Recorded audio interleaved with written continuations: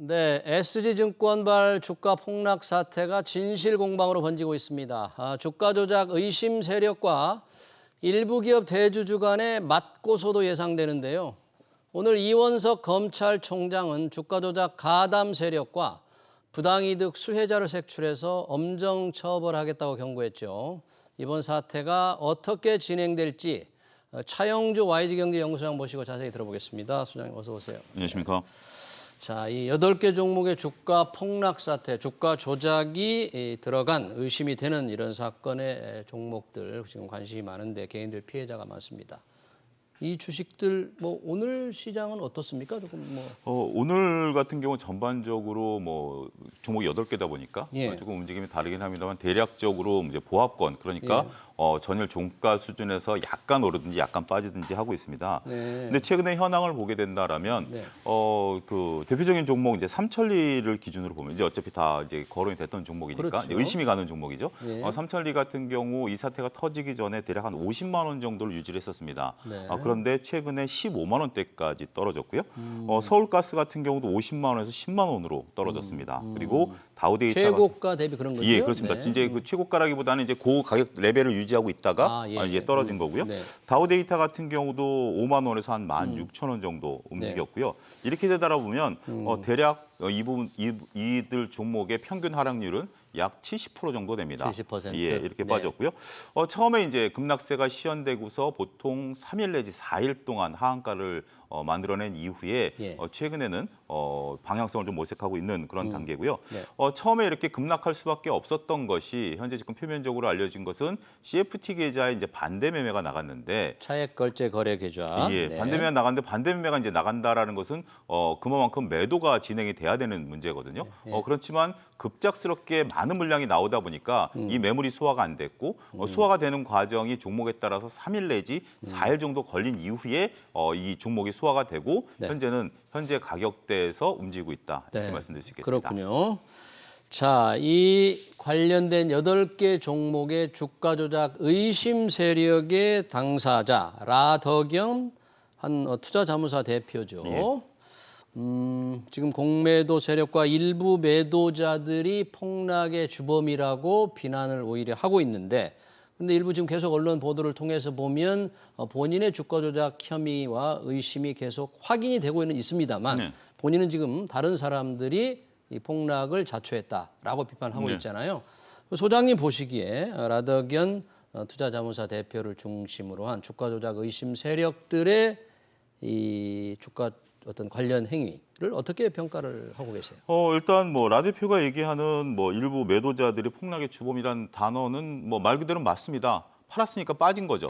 네. 그런데 이게 불법은 아닙니다. 그러니까 주가가 빠진다 그래서 예를 들어서 제가 어떤 주식을 갖고 있다가 네. 제가 이익을 챙기던 아니면 뭐 집안에 돈이 필요해서 주식을 팔았다고 해서 그게 불법은 아니지 않습니까? 그것 때문에 주가가 빠진다 하더라도 이 자체는 불법은 그러니까 폭락의 원인은 됐지만 불법은 아니다. 저는 이 점을 말씀드리겠고 우리가 이제 문제가 되는 게 이제 불법에 관련된 부분은 아니겠습니까? 그렇죠. 불법에 관련된 부분들은 이제 매수 과정에 있어서의 우리가 소위 말하는 통정 매매 예. 이게 이제 불법입니다. 예를 들어서 제가 특정 주식이 좋아 보여 샀다. 예. 이거는 불법이 아니죠. 하지만 이 주식을 제가 다른 뭐 특정인하고 더불어서 서로 사고 팔고 하면서 주가를 끌어올렸다. 이게 네. 통정 통정 매매거든요. 네. 그러니까 네가 팔아 내가 사줄게. 내가 팔 테니 네가 사줘. 이렇게 하면서 하면 주가가 올라가지 않습니까? 네. 이게 이제 소위 불법이 되는 거죠. 그러니까 지금 저희가 들여다보는 것은 네. 이 그 관련주들이 주가가 올라온 것들이 네. 굉장히 오랜 기간 동안 네. 서서히 올라왔거든요. 네. 그러면서 시장에서도 이 관련 기업들이 좀 이해하기 쉬운 기업입니다. 삼천리 같은 경우 석탄, 네. 서울가스 같은 경우 가스를 공급하는 회사 뭐 더할 설명이 필요 없는 거죠. 이렇게 단순한 회사인데 주가가 왜 이렇게 올라가지? 왜 이렇게 올라가요? 시장에서는 계속해서 조금 여러 가지를 다각도로 살펴보기도 했습니다. 저도 개인적으로 질문을 몇 번 받았고요. 예. 그렇지만 뭐 특별하게 이유를 찾기는 상당히 어려웠었습니다. 그리고 뭐 거래량이 갑자기 늘어난 것들도 아닌데 예. 지금 이제 우리가 이제 밝혀진 바로 보면 굉장히 치밀하게 이것이 이루어졌다. 흔적들이 보인다라는 거죠. 흔적이 보인다. 예. 어떤 흔적입니까? 저도 이제 업계에 오래 있었지만 저도 이제 뭐 증권회사 할 때 감사도 받아봤고 예. 이제 회사 감사도 받아봤고 금융감독원 감사도 받아봤기 때문에 네. 감사가 나오면 무엇을 보는지를 압니다. 네. 그러니까 예를 들면 주문을 낸다라고 한다면 주문 IP를 추적을 하거든요. IP. 예, 그러니까 주문 어디서 주문이 나갔는지를 보는 거죠. 네. 그러니까 초반만 하더라도 이 IP를 속이기 위해서 일부 특정 세력들 같은 경우 공용 IP라는 것까지 사용을 했었습니다. 그건 IP 주소가 자주 바뀌는 거거든요. 근데 지금은 이제 그 불가능하다 보니까 현재 지금 드러난 걸로 보면 핸드폰을 개설을 해가지고 네. 주문을 특정 장소에서만 내는 게 아니라 A라는 사람의 핸드폰을 가지고 A라는 사람의 회사 근처가 주문을 내는 거죠.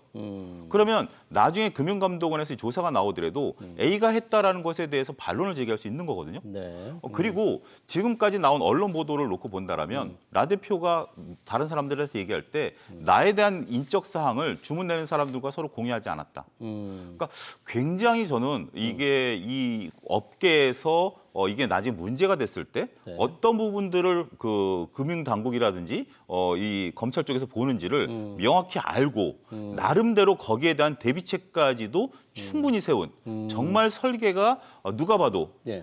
조금 완벽에 가까운 이런 거였다라는 것을 예. 저는 이 상황을 보고서 좀 느꼈습니다. 네, 지금 이제 우리 소장님 말씀을 이제 언론에 이제 보도된 상황이죠. 최종적으로 이게 확실한 건지는 이제 검찰의 수사를 그렇죠. 통해서 예. 밝혀져야 하기 때문에 과연 IP를 추적하지 못하게 해서 이렇게 옮긴다든지 통정 매매 정황은 좀 또 좀 지켜봐야 되겠습니다.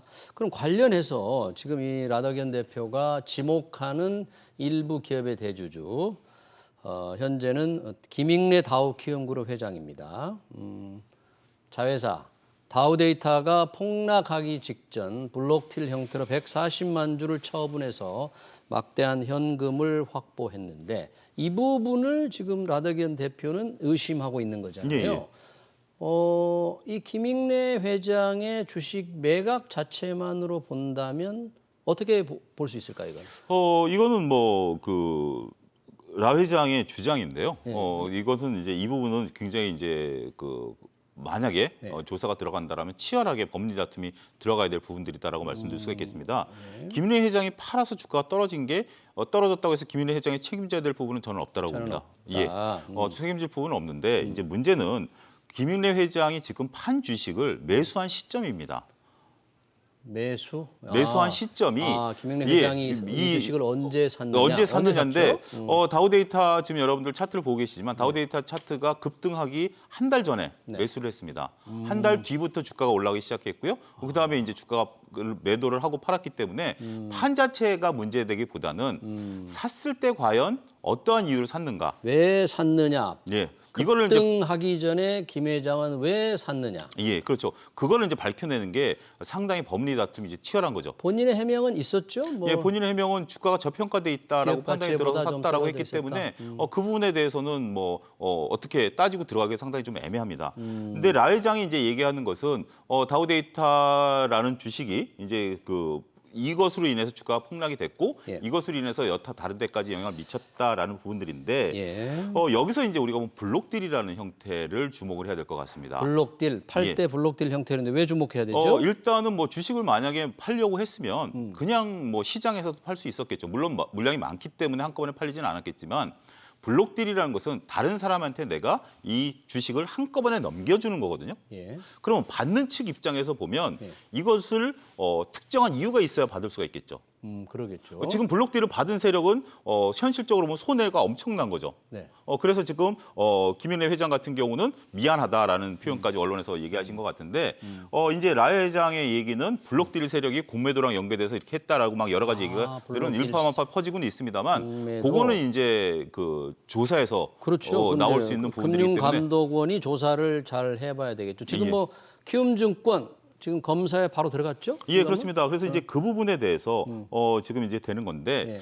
한편으로 보면 이게 이제 매도의 원인은 될 수는 있긴 하겠습니다만 거듭 말씀드리지만 매도 자체가 불법이 아닌 상황이기 때문에 네. 이게 불법으로 드러나려면 매수보다 더 어렵습니다. 찾아내기가. 그러니까 김익래 회장이 주식을 판 건 절묘했지만 네. 그것만으로는 어떻게 의심을 할 수가 없고 살 때 왜 샀느냐, 예. 어떤 생각으로 샀느냐를 밝히는데 그게 뭐 쉽겠습니까? 그렇죠. 그게 이제 그 부분이 어떻게 보면 핵심이지. 네. 지금 매도가 그러니까 이제 우리가 본질을 이제 조금 일부 언론에서 호도하고 있는 것들이 그것 때문에 주가가 떨어졌기 때문에 떨어진 문제만 놓고 보지만 네. 주가가 떨어진 문제보다는 우리가 이제 매수 관점에서 작전은 이제 문제가 되는 거거든요. 또 한 분, 유명 인사 한 분, 가수 임창정 씨 본인도 손해를 봤다. 그러지만 뭔가 다른 분에까지 투자를 권유했다는 방송 보도가 자꾸 나오고 있는데 주가 조작 의심 세력께 돈과 휴대폰을 맡겼잖아요. 네. 요 자체가 좀 문제가 있는 겁니까? 그렇죠. 우리가 이제 뭐 금융실명제라는 것이 있기 때문에 개인 정보에 관련된 것은 본인이 지켜야 되는 부분들이 있죠. 예. 그런데 이제 우리가 뭐 사기라는 부분들을 좀 놓고 본다라면 내가 만약에 예를 들어서 돈을 빌려서 예. 갚지 않으려고 생각하면서 돈을 빌렸다. 이건 사기죠. 그러면 돈을 빌려준 사람이 피해자라고 부를 수 있을 겁니다. 하지만 지금 일부 드러나고 있는 분들을 보면 내가 주식에 투자를 하겠다라고 밝힌 내용들을 숙지를 하고 네. 여기에 따라서 내가 본인이 스스로 계좌 개설을 하고 네. 계좌 개설을 해서 공인인증서를 깔아서 핸드폰을 넘겼다라는 거 아니겠습니까? 네. 이것은 그 자체의 모든 것들이 다 불법입니다. 불법이다. 예. 근데 목적은 어디에 있었느냐? 네. 내가 불법인 건 알지만 이 수익을 거둘 수 있지 않겠는가라는 희망이었다라는 거죠. 본인 자체가 불법을 저지른 상태에서 이 그 현재 지금 상황이 반대로 흘렀다라고 그래서 본인이 피해자다라고 얘기한다라는 것에 있어서는 저는 법리적인 부분에 있어서는 조금 어폐가 있지 않겠는가. 그러니까 라더기현 대표의 돈과 휴대폰 등 모든 걸 맡긴 분들은 피해는 봤지만 예. 과연 피해자라고 보기가 어렵다. 그러니까 우리가 그 게임의 법칙이 있고 주식이라는 것은 굉장히 오랫동안 우리도 이제 관련 법들이 만들어져 왔기 때문에 네. 그 법 테두리 안에서 내가 정상적인 매매를 했는데 상대방이 불법을 저질렀다. 이러면 제가 피해자가 될 수 있겠죠. 예. 하지만 상대방도 불법을 저질렀고 저도 불법을 저질렀다라고 한다라면 과연 누가 피해자일까요? 저는 그 부분에 대해서는 예. 좀 단호하게 예. 우리가 좀 걸러서 봐야 되지 않을까 싶습니다. 네, 알겠습니다. 또 하나 지금 조금 어렵지만 이 차액 결제 거래 계좌 CFD 이게 뭐 B2를 조장하는 건데 이게 상당히 여러 가지 혜택이 많더라고요. 뭐 세금도 안 낸다면서요? 이렇게 해서 돈을 벌면. 이게 뭐 세금도 안 내고요. 보통 이제 대주주라고 한다라면 지분 변동이 있으면 신고를 해야 되는데 네. 대주주가 이것을 거래할 경우에 신고도 안 합니다. 신고도 안 하고. 예. 돈 벌어도 세금도 안 내고. 예. 이런 거를 허용한 정부 무슨 생각일까요? 이게 이제 해외에서 활성화된 제도이기 때문에 이 제도 자체가 저는 문제가 됐다라고 보여지는 않습니다. 단지 이제 문제가 된 몇몇 사항들을 놓고 보면 네. 해외 같은 경우 일부 국가에서는 기관 투자자, 소위 이제 이 증권사라든지 예. 투자 자문사만 가능한데 우리나라는 개인이 가능합니다. 개인들. 그런데 이제 정부에서도 이제 이것을 인지를 해서 그런지 이거를 투자하려면 전문 투자자라는 자격이 획득이 돼야 되고 일정 부분 자산이 있어야 됩니다. 그러니까 어느 정도 지식이 있고 돈이 있는 사람만 좀 해라. 라고 했었던 부분들인데 이것을 또 규제를 완화시켰습니다. 그래서 2019년도 말에 이 계좌가 약 3,000명 정도가 투자를 했었었는데 2021년 말 현재 2만 400명으로 늘었습니다. 2만 명까지 늘어난 거죠. 계좌 수는 무려 4배가 늘어났습니다. 네. 그렇기 때문에 이 규제 완화라는 것이 과연 필요한 것인가? 개인 투자자분들께서 주식을 투자할 수 있는 방법은 여러 가지가 있는데 굳이 높은 레버리지에 대한 부분들을 이것을 해야 되는 부분들이 있느냐라는 게 저는 조금 의문시되고요. 두 번째는 이렇게 위험성이 높은 계좌를 증권회사에서 캠페인을 하면서 활성화를 독려했다라는 점이죠. 물론 이제 투자의 책임은 본인이 지는 겁니다. 누구를 탓할 것은 아닙니다만, 그래도 이것에 대한 어떤 뭐 판을 깔아주는 거하고 그렇죠. 판 자체를 조금 엄격히 다루는 거하고는 저는 차이는 있다. 이게- 책임은 본인이 져야 되겠지만 규제를 열어놨다는 면에 있어서는 조금 씁쓸하다 이렇게 말씀드리겠습니다. 네, 이제 뒤늦게 뭐 좀 대상을 줄이느니 신규로 안 받느니 하고 있지만 이미 많은 사람들이 비투로 해서 세금도 제대로 안 내고 자기 거래도 드러나지도 않는 그런 일이 벌어진 거네요. 이 주가 조작 이렇게 하면 뭐 나름 작전을 잘 하면 성공할 것 같은데 왜 항상 실패하죠? 그게 주가 조작의 딜레마입니다. 원래 주가 조작을 할 때는 정말 소수끼리 할 경우에는 저는 오히려 성공 확률이 높다. 근데 이렇게 여러 사람들에게 거론이 되기 시작했다라고 본다라면 땀만 먹는 사람들이 항상 나타나는 거죠. 사람에게. 이게 작전의 오류다. 오류다. 저는 그렇게 말씀드리겠습니다. 여러 사람이 가입해가지고 누군가가 배신자가 나온다 그런 얘기네요. 예. 네, 지금 주가 조작 관련 8개 종목의 주가 폭락 사태 상황 잘 들었습니다. 지금까지 차영주 YG 경제연구소장이었습니다. 소장님 고맙습니다. 감사합니다. 네.